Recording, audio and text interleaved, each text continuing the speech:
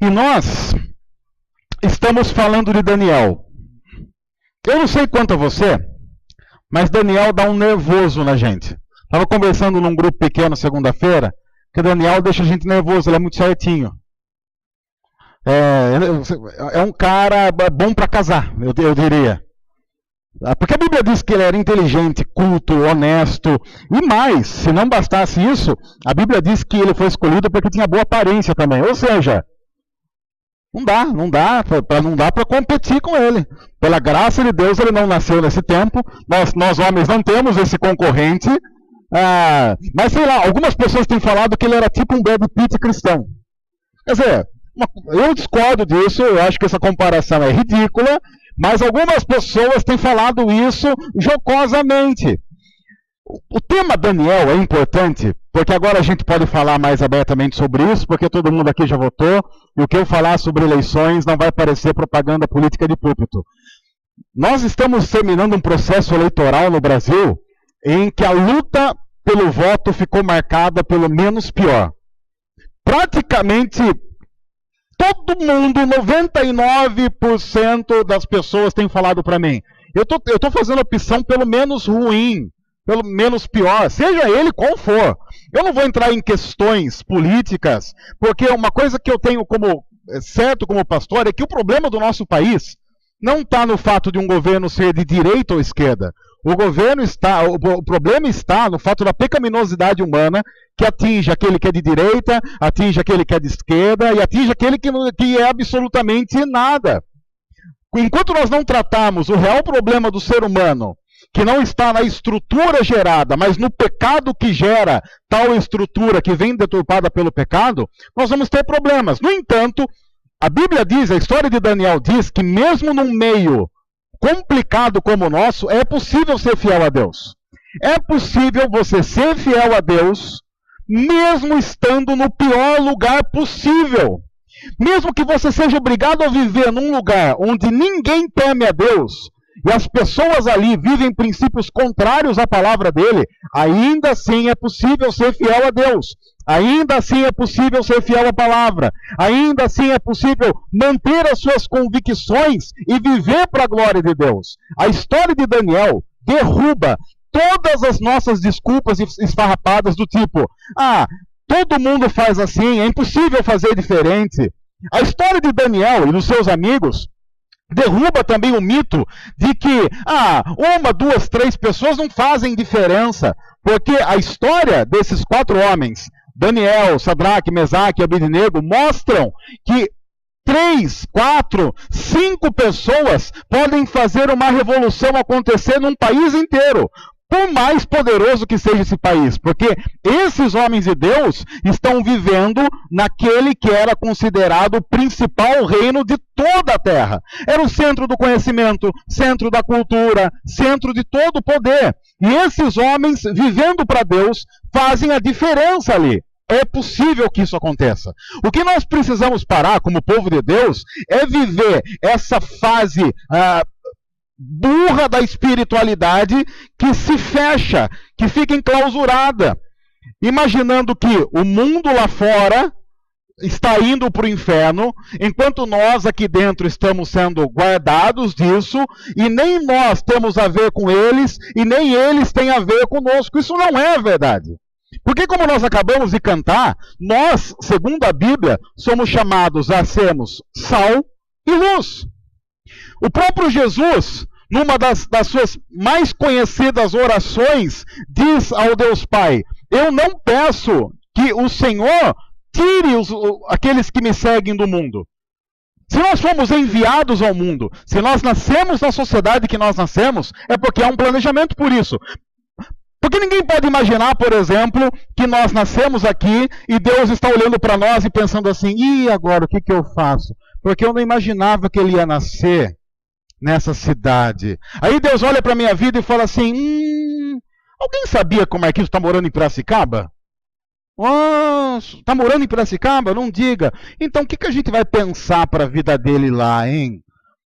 Muita gente pensa que Deus foi meio que pego de surpresa, como se ele já não tivesse planejado a nossa vida, a nossa existência, e nos colocado onde nos colocou com um objetivo.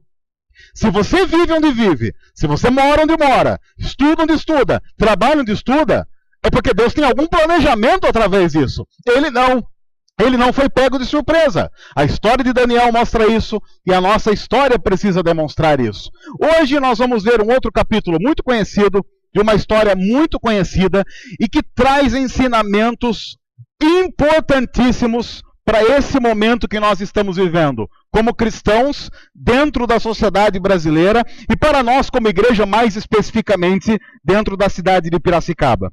O capítulo 3 do livro de Daniel diz assim, a partir do primeiro versículo, eu vou pedir para você acompanhar, a gente vai projetar esse texto. Vai projetar? Vai? Vou projetar. Vai projetar. O rei Nabucodonosor fez uma imagem de ouro de 27 metros de altura.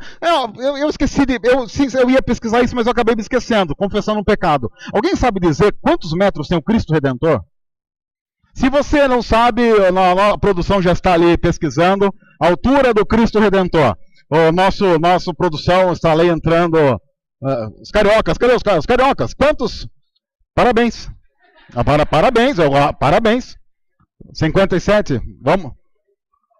38, ótimo. Quer dizer, há uma divergência aqui. Quer dizer, praticamente a pesquisa quem fez foi o Ibope, com uma margem de erro que vai de 10 a 60. Não, o Cristo Redentor tem 10 metros, são 60. Como que é? 38. Tá bom, 38. Há uma margem de erro, tá? É a margem de erro. Então vamos imaginar que é meio parecido com o Cristo Redentor que ele colocou ali. Pela margem de erro está valendo. 27 metros de altura, 2 metros e 70 centímetros de largura, e a ergueu na planície de Dura, na província da Babilônia. Depois ele convocou os sátrapas, que eram os príncipes, prefeitos, governadores, conselheiros, tesoureiros, juízes, magistrados e todas as autoridades provinciais para assistirem à dedicação da imagem que mandara erguer. Ele fez uma imagem dele mesmo, queria dedicar a imagem e ia fazer um louvorzinho a ele mesmo. Assim, todos eles, sátrapas, prefeitos, governadores, conselheiros, tesoureiros, juízes, magistrados e todas as autoridades provinciais se reuniram para a dedicação da imagem que o rei Nabucodonosor mandara erguer e ficaram de pé diante dela. Então o arauto proclamou em alta voz: esta é a ordem que lhes é dada, ó homens de todas as nações, povos e línguas. Quando ouvirem o som da trombeta, do pífaro, da cítara, da harpa, saltério, flauta dupla e de toda espécie de música, a banda, sabe aquelas bandas tipo banda de formatura? A banda, entrou todo mundo cantando, dançando. Alguns dizem que tinha até grupo de coreografia, dando uma atrapalhada ali. Tinha tudo. Prostrem-se em terra e adorem a imagem de ouro que o rei Nabucodonosor ergueu. Quem não se prostrar em terra e não adorá-la, será imediatamente atirado numa fornalha em chamas. Antes da gente entrar na história, eu quero lembrar vocês uma coisa. Se você prestou atenção na história de Daniel, você vai se lembrar que no final do capítulo 2, o rei Nabucodonosor diz assim: o único Deus é o Deus de Daniel. O único Deus que deve ser louvado é o Deus de Daniel. Não há outro Deus a não ser o Deus de Daniel. Não há ninguém como o Deus de Daniel. Ele faz uma declaração de fé contundente a respeito do Deus de Daniel. Quando você chega no capítulo 3, ele, que acabou de dizer que o único Deus que deve ser adorado é o Deus de Daniel, faz uma imagem e diz que todos os homens do reino têm que adorar a imagem. A pergunta que a gente faz é: cadê aquele Nabucodonosor que dizia ser Deus, o único Deus verdadeiro? Sabe o que aconteceu com Nabucodonosor? Passou a emoção do momento e ele voltou a ser quem ele era. Eu estou dizendo isso porque eu já disse isso uma vez nessa série e vou repetir porque isso é muito sério. O que me assusta em Daniel não é o quanto Daniel é bom. O que me assusta no livro de Daniel é o quanto nós somos parecidos com um rei pagão chamado Nabucodonosor. Porque quando nós somos atingidos por alguma espécie de emoção diante de Deus, nós fazemos declarações fantásticas a respeito de Deus. Só Deus é Deus, a partir de agora, a gente parece gordo em final de domingo. Porque gordo em final de domingo, eu tenho lido a respeito, gordo em final de domingo, o gordo, ele deita no domingo e ele promete que amanhã Ele vai acordar, ele vai comer um biscoito, os Cream Crackers, 2 no máximo, com queijo, como é que chama aquele queijo horrível? Não, cottage não, isso é muito chique. Ricota, aquela porcaria que aquilo lá foi o inimigo que inventou ricota. Aí ele vai, não, vou comer 2 biscoitos Cream Crackers com ricota e vai tomar um café no máximo, sem açúcar, no máximo com adoçante. Porque adoçante também agora não pode, vai ser com. Vai ser sem nada. Mas aí ele consegue. Porque geralmente o gordo, como ele comeu muito na noite anterior, ele acorda sem fome. Gordo geralmente acorda sem fome. Chega na hora do almoço, ele é um franguinho com salada, ele ainda consegue, porque ele ainda está no abuso da noite anterior. Quando chega a tarde, o inimigo começa a agir. À tarde o inimigo age, mas ele ainda fica assim, uma manga, porque dá uma sustância, né? Aí ele fala que vai comer aqueles negocinhos, nozes, porque agora tá amêndoas, porque tá na moda, as frutas secas, castanhas, e aquelas coisas todas. À noite, ele liga para uma pizzaria, porque à noite ele já começa a ter a visão turva. Ele começa a ter tremedeira, fraqueza, e ele pensa, se eu não comer uma pizza de calabresa ou 4 queijos, eu vou morrer. Então ele faz aquilo, porque Deus está avisando ele que ele vai morrer, então ele pensa, se vou morrer, morrerei feliz.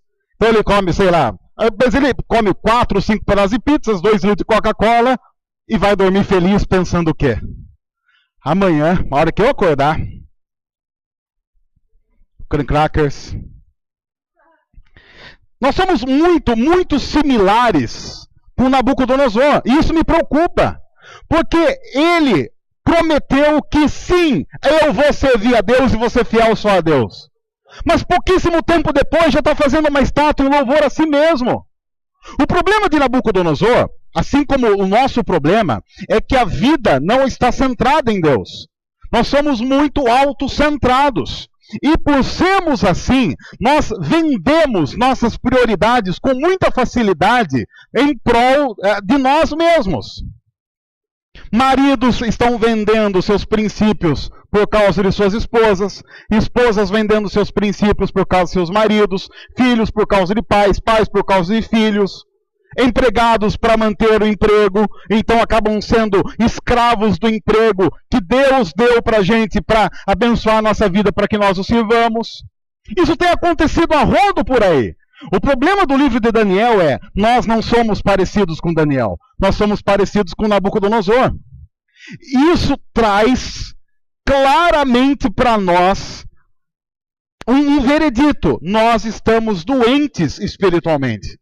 E nós precisamos ser curados disso. No entanto, para quem está dizendo aí, não importa, todo mundo é assim. O capítulo está só começando. Versículo 7. Por isso, logo que ouviram o som da trombeta, ou seja, a galera estava reunida, tocou a trombeta, o pífaro, cítara, harpa, saltério, toda espécie de música, os homens de todas as nações, povos e línguas prostraram-se em terra e adoraram a imagem de ouro que o rei Nabucodonosor mandara erguer. Nesse momento, alguns astrólogos se aproximaram e denunciaram os judeus, dizendo ao rei Nabucodonosor, ó rei, vive para sempre. Puxa-saco tem em todo lugar, né? O cara você deve conhecer. Tu emitiste um decreto, ó rei, ordenando que todo que ouvisse o som da trombeta, tudo isso, se prostrasse em terra e adorasse a imagem de ouro. E que todo que não se prostrasse em terra e não a adorasse, seria atirado numa fornalha em chamas. Mas há alguns judeus que nomeaste para administrar a província da Babilônia, ou seja, Sadraque, Mesaque e Abidnego, que não te dão ouvidos, ó rei. Não prestam culto aos teus deuses, nem adoram a imagem de ouro que mandaste erguer. Há momentos em que ser desobediente é obrigação de quem quer agradar a Deus. Nós não podemos ser subservientes a poderes estabelecidos quando esses poderes estabelecidos nos direcionam a caminhar contrário à vontade de Deus. A igreja precisa recuperar urgentemente a sua voz profética como aquela que denuncia os males da sociedade. E a sociedade em que nós vivemos está cheia deles. O problema é que nós geralmente somos desobedientes quando nós não deveríamos. Quais foram as concessões que você já fez para não entrar em enrascada, mas que você sabe que feriram o Evangelho?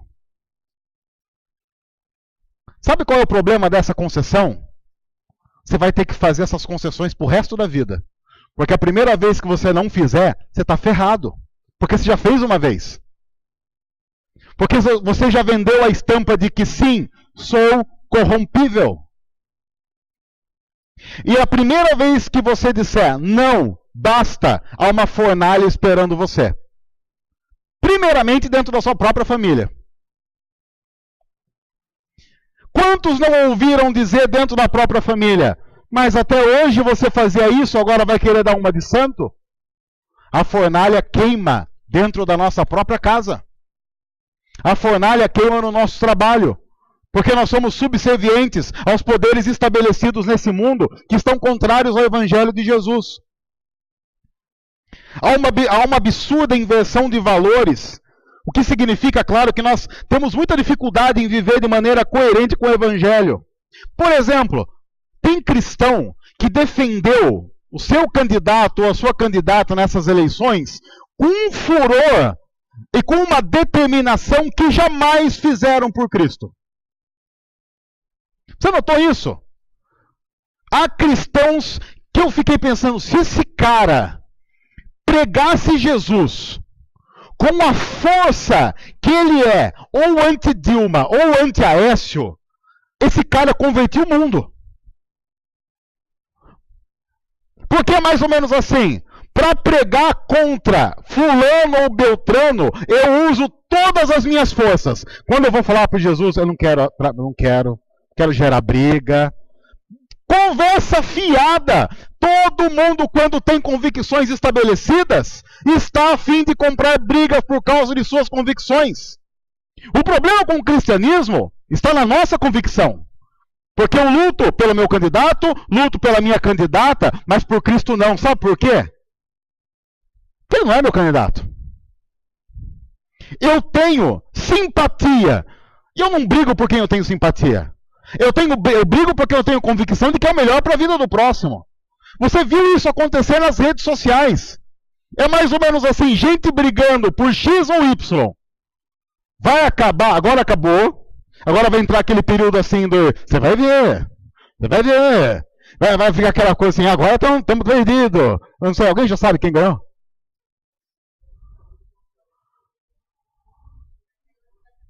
Quem está ganhando? A Dilma está ganhando. Agora vai ficar assim. Agora? O pessoal tem um problema. Tem gente achando. Esse é um problema sério. Tem gente achando que a Dilma é o Messias. E tem gente achando que o Aécio é o Messias. Isso é um problema sério. Porque se a nossa esperança está depositado tanto em Dilma quanto em Aécio, nós temos um sério problema de centralidade cristã, cuja esperança deve estar centrada naquele que muda, sonda e conhece corações, que é Cristo Jesus. O pior é que vai ter cristão acordando amanhã pensando assim, acabou. Todos os sonhos se esvaíram, agora é entregar tudo. Ah, o Lobão falou que ia mudar para Miami. É Miami que ele falou que ia mudar? Quer dizer, pelo menos para alguma coisa essa eleição você viu. Vamos esperar. Seu candidato não é o Messias. Meu candidato não é o Messias. Messias é aquele que é ungido de Deus, que morreu na cruz para pagar o preço dos nossos pecados. A condenação de morte que estava caindo sobre nós, porque nós pecamos, nós somos contrários a Deus. Pecado que nós cometemos todo dia. Pecado que Deus havia dito, desde Gênesis, que geraria morte. Fazendo um trato com o ser humano, de que enquanto o ser humano não fizesse a opção de romper com ele, viveria para sempre. O ser humano fez a opção de romper com ele e pagou o salário do pecado, que é a morte. O único Messias, Jesus, é aquele que é o Deus Filho, enviado por Deus, sem nenhum pecado, o sacrifício perfeito, no padrão de Deus, que toma o nosso lugar na cruz e morre a morte que era nossa para nos dar a vida dele. E nós vamos ficar vendendo por aí que candidato X ou Y é a salvação do nosso país? O problema do nosso país está numa série de Nabucodonosores vivendo por aí. Gente vivendo muito mais na emoção de Deus do que nos princípios do Evangelho, que são vendidos, inclusive por cristãos, dia após dia, no seu trabalho, na sua família, na escola. Nós precisamos reconhecer que o problema que existe no topo da pirâmide é reflexo de quem está na base da pirâmide. Porque nós precisamos parar de sermos petulantes, achando que nós somos diferentes daqueles. Porque a Bíblia diz que não há justo, nem sequer um. E se o mundo fosse feito de pessoas iguais a eu e você, continuaria ruim da mesma forma que está. Por isso é que nós cremos que só há transformação verdadeira quando o Evangelho de Jesus entra no coração das pessoas. Por isso é que nós cremos que a solução para os males da sociedade está, sim, numa atuação ativa, completamente ativa da Igreja de Jesus, sem vender os seus princípios. Vivendo o Evangelho, pregando o Evangelho, sendo luz e sendo sal onde Deus nos colocou. Nós cremos com todas as nossas forças que é isso que muda o nosso país.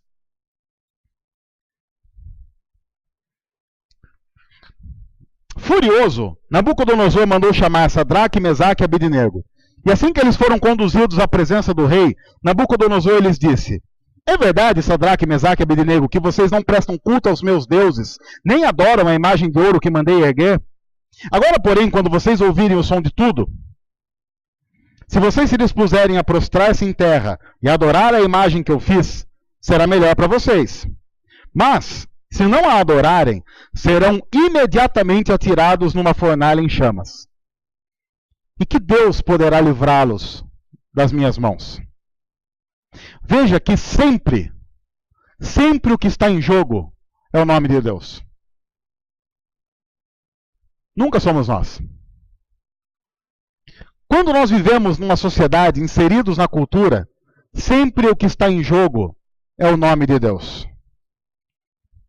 Sadraque, Mesaque e Abednego responderam ao rei: ó Nabucodonosor, não precisamos defender-nos diante de ti. Se formos atirados na fornalha em chamas, o Deus a quem prestamos culto pode livrar-nos, e ele nos livrará das suas mãos, ó rei. Mas, se ele não nos livrar, saiba, ó rei, que não prestaremos culto aos seus deuses, nem adoraremos a imagem de ouro que mandaste erguer. O que eles estão dizendo para o rei é o seguinte: rei, não importa o que Deus vai fazer. Nós somos servos dele. E os servos simplesmente obedecem a ordem do seu senhor. Então o que Deus vai fazer, para nós não é importante nesse momento. Se ele quiser nos livrar da fornalha que você está usando contra nós, muito que bom, ele vai fazer isso. Porém, se ele não quiser nos livrar da fornalha, saiba uma coisa, ó rei: nós não vamos nos dobrar à sua imagem. Nós não vamos abrir mão dos nossos princípios.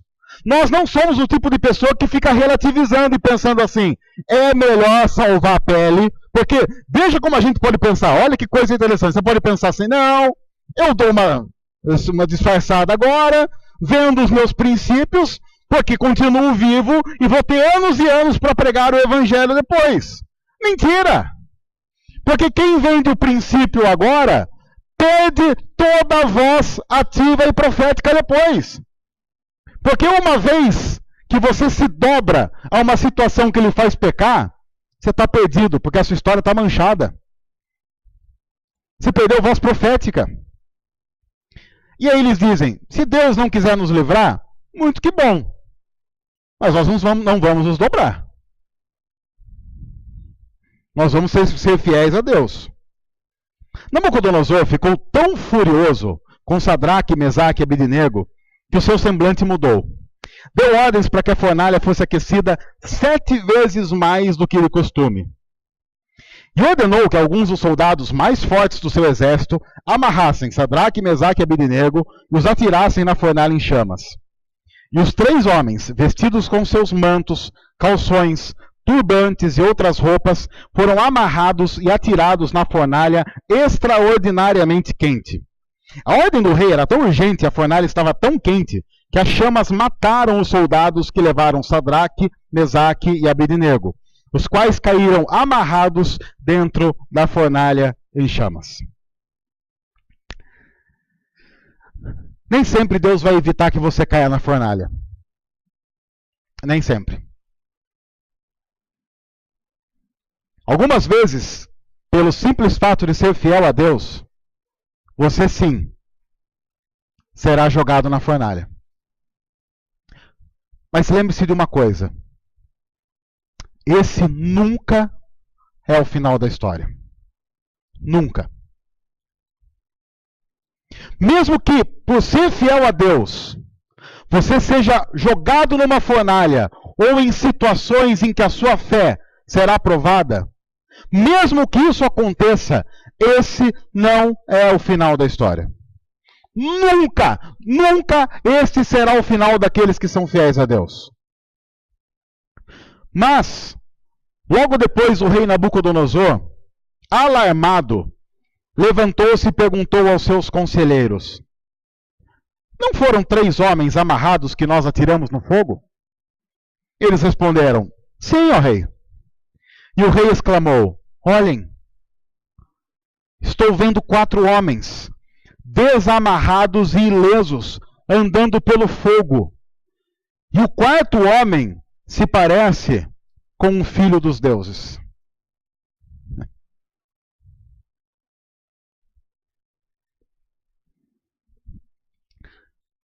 Deus, se Ele quiser fazer, Ele pode livrar-nos de maneira sobrenatural. Como é claro Ele está fazendo com esses homens. Mas também Deus pode não nos livrar de maneira sobrenatural. Porque quando você lê a história dos mártires cristãos, você vê que muitos deles pagaram com a própria vida o fato de serem fiéis a Cristo Jesus. Muitos homens e mulheres na história pagaram e ainda pagam com a própria vida o fato de serem fiéis a Deus. Isso acontece. E vai continuar acontecendo. Deus tanto pode livrar a nossa vida de maneira sobrenatural, como pode não fazer isso. Mas o que eu quero que você se lembre é que, tanto uma ou outra coisa acontecendo, inevitavelmente, no fim da história, você estará caminhando com Cristo Jesus. O final da história, para aqueles que são fiéis a Deus, é sempre igual a essa história. Homens que foram salvos sobrenaturalmente estão caminhando com um 4º homem, que segundo a própria interpretação da Bíblia, é uma figura, é o próprio Cristo Jesus andando com eles. Veja o que o rei diz: esse 4º homem é como um filho dos deuses. Nabucodonosor reconhece quem é esse cara. O 4º homem que está andando com eles não é um ser humano normal, não é um de nós. Nós sabemos quem é este que caminha com aqueles que são fiéis a Deus. Aquele mesmo que disse: eis que estou convosco todos os dias até a consumação dos séculos. Cristo Jesus. Mas sabe o que vai acontecer se você não for salvo sobrenaturalmente? Você morre, paga com a vida e vai morar eternamente com aquele que é o Filho de Deus vivo, Cristo Jesus. Não importa o que aconteça, no fim da história, você está caminhando com Cristo. Não importa o que aconteça, no fim da história, você está com Ele eternamente. Mesmo que você tenha que entregar a vida por ir para a fornalha, pela fidelidade a Deus, ainda assim você verá o céu se abrindo e o Filho de Deus, Cristo Jesus, chamando você pelo nome. Porque a Bíblia diz que esse Filho de Deus, Cristo Jesus, ressuscitou dos mortos, vencendo a morte eterna, a morte que era minha, a morte que era sua. Deus aceita o sacrifício dele em nosso lugar, porque ele é o nosso substituto diante de Deus. E a morte eterna é tirada da história. E nos é dada a possibilidade de viver eternamente com Deus, não pelos nossos esforços, porque nós não temos capacidade de por nós mesmos agradar a Deus por causa do nosso pecado, mas pela obra que Cristo fez na cruz. No fim da história, salvo sobrenaturalmente ou não, você estará caminhando com Cristo.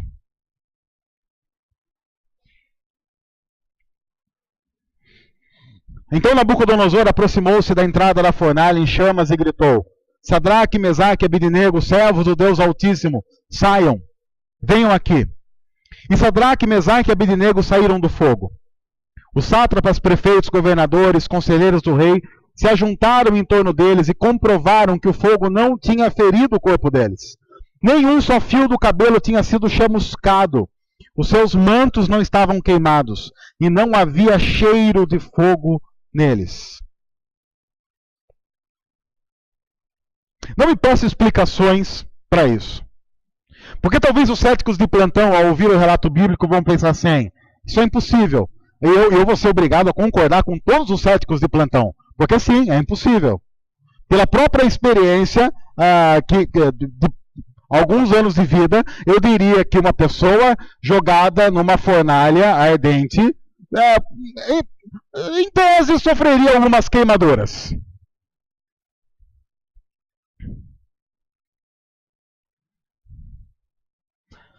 Quem fez, sei lá, coisas no forno hoje deve ter queimado o dedo, alguma coisa, só porque chegou meio perto. Você fica ali, pessoas aqui que voltaram da praia, você fica meio ali, meia horinha deitado no sol, você já dá uma chamuscada. Já fica parecendo aquele camarão.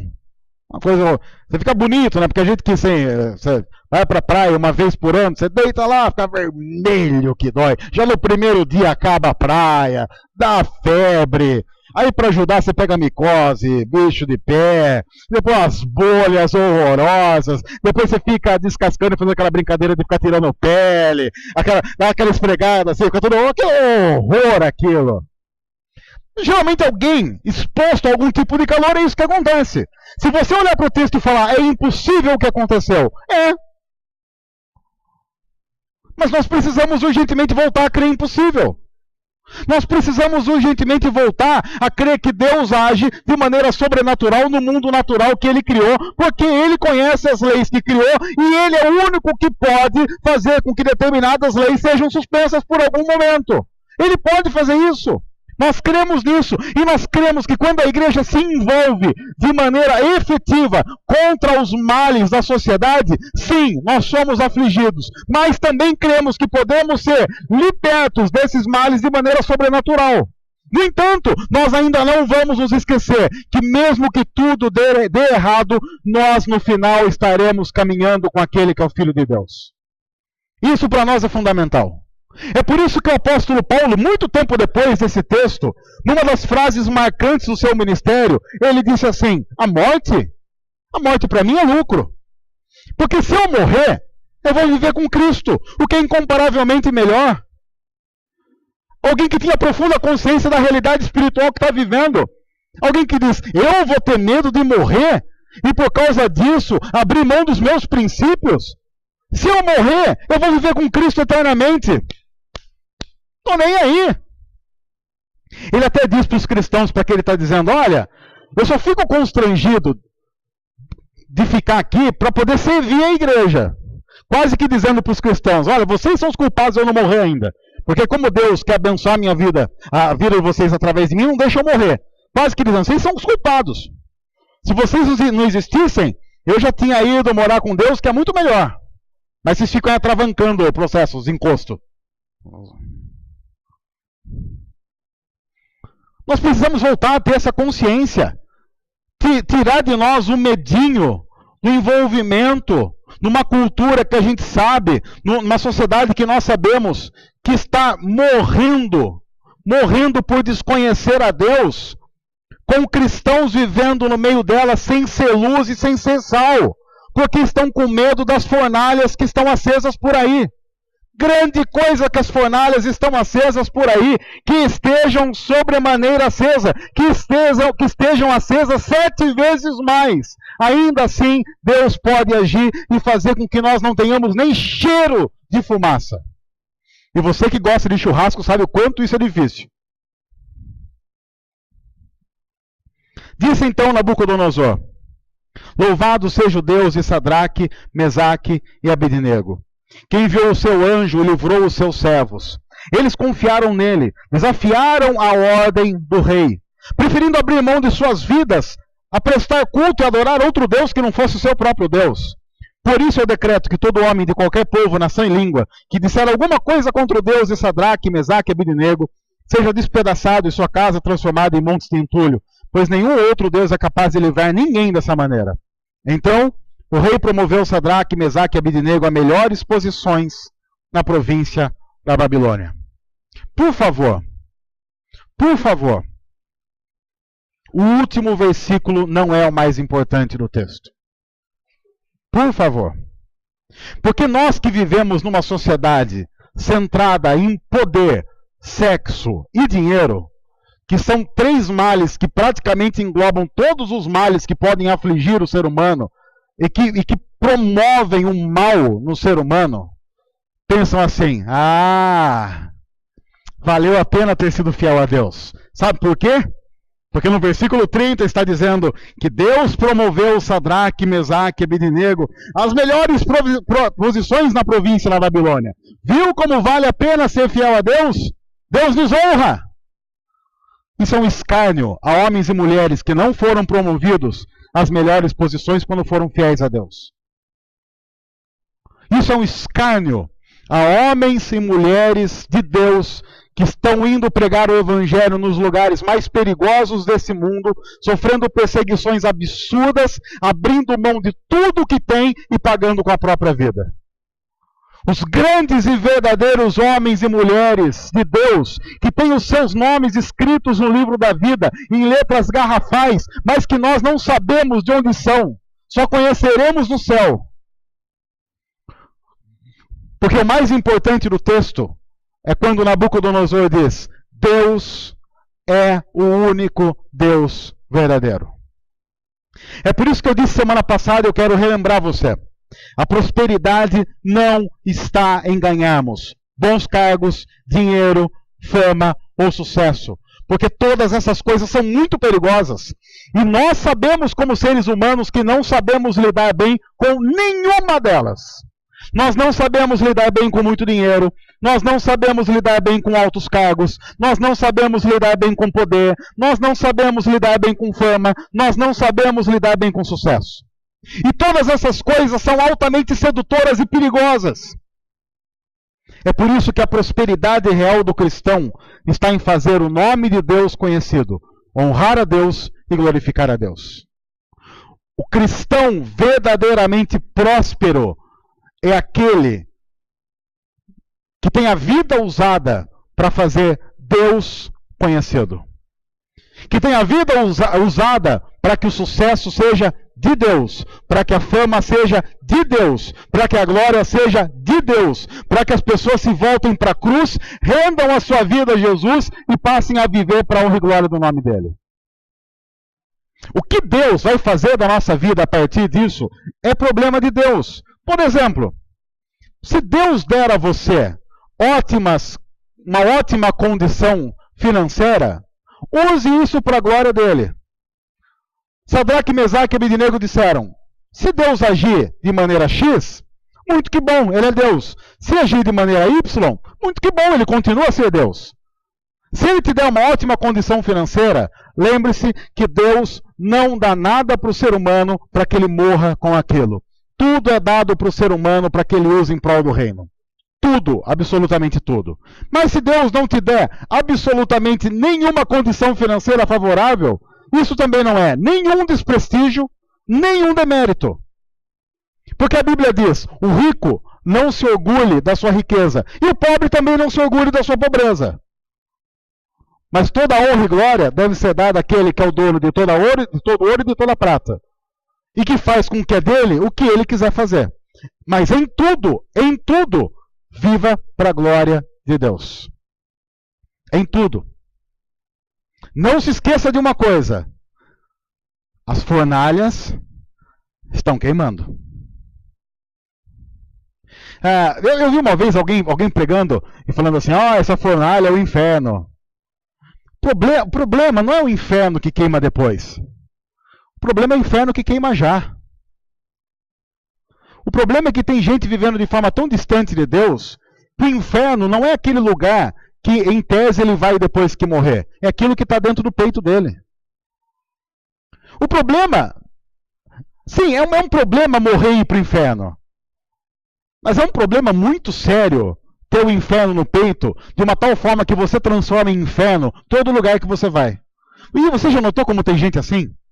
Ele transforma em inferno todo e qualquer lugar. Porque ele traz o inferno no peito. Sadraque, Mesaque e Abednego mostram que as fornalhas podem queimar da forma como as pessoas quiserem que elas queimem. Ainda assim, é possível ser fiel a Deus. É possível. E não se esqueça que no final, não importa o que Deus faça para livrar ou não livrar você, alguém olhará para nós e dirá, não é João, Zé, andando do lado de alguém que é o Filho de Deus? É como eu disse uma vez aqui, eu não sei quanto a vocês, eu não sei medir eternidade, mas os primeiros 100 anos de céu, eu vou ficar tirando o selfie com Jesus. Cláfis! Eu vou fazer o que Sadraque, Mesaque e Abednego fizeram no meio do fogo e estão fazendo agora lá no céu. Andando com aquele que é o Filho de Deus. É isso que eu vou fazer. Por isso que eu brinco. Enquanto vocês estiverem aqui no meu velório, contando aquelas piadinhas idiotas de velório, enquanto algumas pessoas aqui estiverem discutindo quem vai carregar a urna, tá pesado. Fomos a um velório um tempo atrás. Há pouco tempo nós fomos a um velório. Eu, produção, Rodrigo. Nunca num velório, quando terminar ali os procedimentos, você dá uma sumida. Porque senão sobra ou o caixão ou a coroa. Se você for homem. Se você for mulher, eles vão pedir isso. Estávamos lá, eu e produção notamos que o horário não era propício. Demos uma disfarçada, sai para conversar. O Rodrigo, o presbítero Rodrigo, ficou ali desavisado, achando que estava em casa. O rapaz como é que chama? Da funerária, pegou as coroas, deu para o Rodrigo. Você já viu como aquele é desengonçado para pegar? Aquele é pesado. É um arame, aquilo começa a doer a mão. Produção, quantas vezes a gente pensou que o Rodrigo ia derrubar aquilo no meio, porque daí sai do velório e vai até a sepultura. A gente devia ter filmado o Rodrigo segurando, e você nota que a pessoa começa a tremer. E você ficou olhando assim, vai cair, vai cair. E foi um momento ali que a gente tinha certeza que ia cair. O Rodrigo tropeçou umas 3 vezes. Ele foi a Via Crucis. Ele estava fazendo a Via Crucis. Enquanto isso estiver acontecendo, no meu velório, eu estou andando com aquele que é o Filho de Deus. Nunca tudo deu errado. Porque em Jesus, nós já temos a eternidade com Deus. E isso basta. Que a nossa igreja encare as fornalhas com a cabeça erguida daqueles que são justificados por Cristo Jesus, amados e abençoados por Deus para a glória dele. Senhor, em nome de Jesus, guarda a nossa vida, para que nós sejamos mais parecidos com o Daniel da história, com Sadraque, Mesaque e Abednego, e não com Nabucodonosor. Dá-nos constância na vida, quando essa constância tem a ver com fidelidade e centralidade para vivermos para a glória de Jesus. Abençoa-nos nisso, Pai, para que a nossa igreja tenha a voz profética, vivendo nessa cidade para a glória do Senhor. Nós pedimos que seja assim, certos de que um dia caminharemos com o Senhor, na vitória final sobre todo o mal, onde não haverá mais lágrima. Em nome de Jesus. Amém.